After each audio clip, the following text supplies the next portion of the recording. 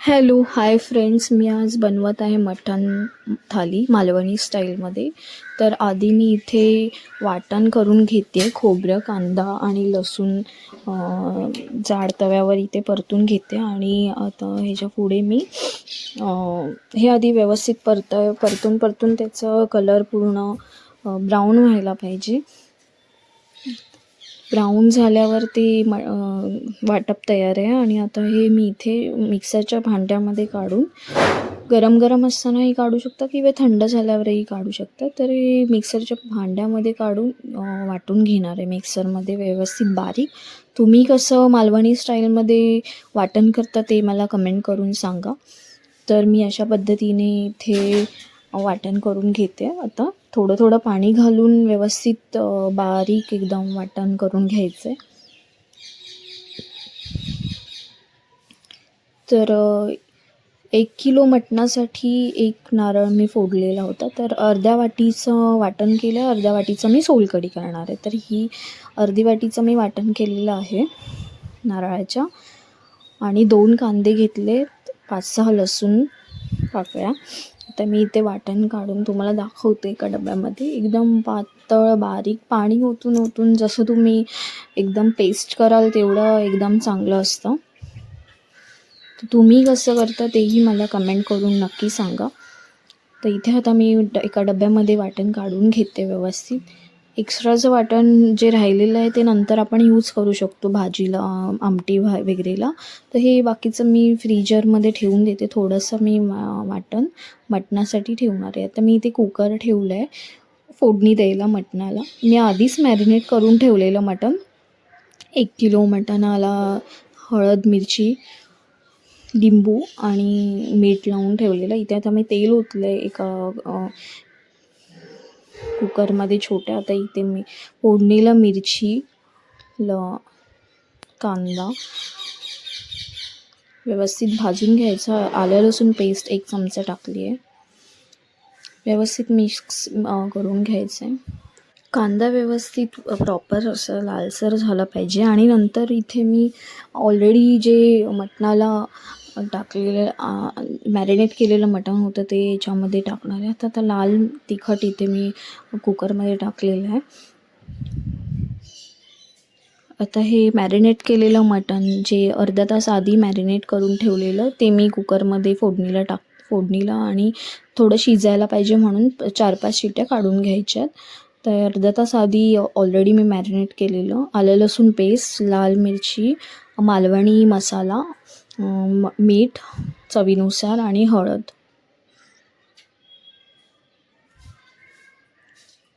तर ग्रेव्हीसाठी तुम्ही काय काय वापरता तुम्ही कमेंट करून मला सांगा, काय काय कसं करता.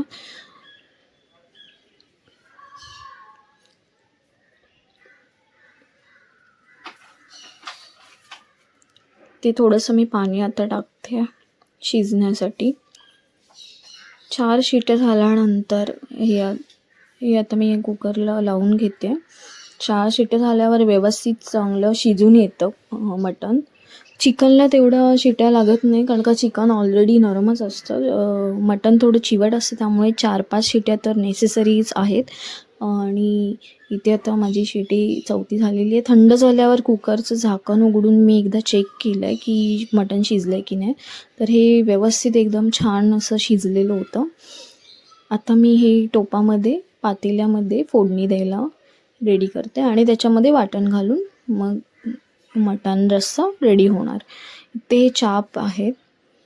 तर तुम्ही मटण घेताना सर्वच मांडीकडचा भाग जर का जास्त घेतला तर तो टेस्टी लागतं आणि नरम पण असतो जास्त. लहान मुलांसाठी तर खूप पौष्टिक आहे मटण. इथे मी आता तेल टाकलं आहे एका पातेल्यात. कांदा फोडणीला टाकायचं आहे. मालवणी मसालाही टाकला मी आता इथे थोडा.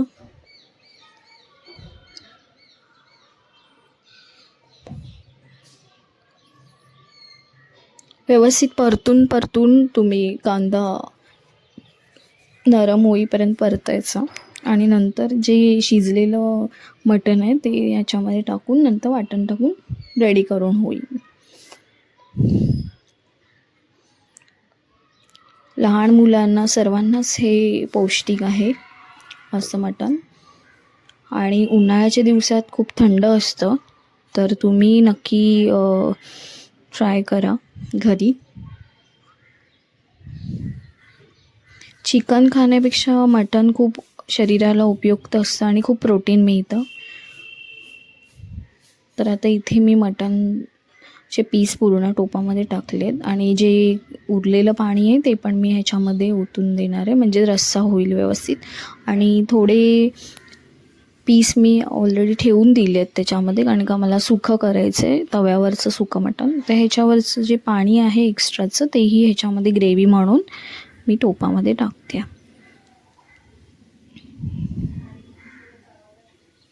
तर अशा पद्धतीने मी बनवलेल्या पद्धतीने तुम्ही मटण नक्की ट्राय करा आणि खाऊन बघा. तर जे मगाशी मी वाटण केलेलं ते 4 चमचे टाकते ह्याच्यामध्ये. उरलेलं मी फ्रीजमध्ये ठेवून दिलं आहे.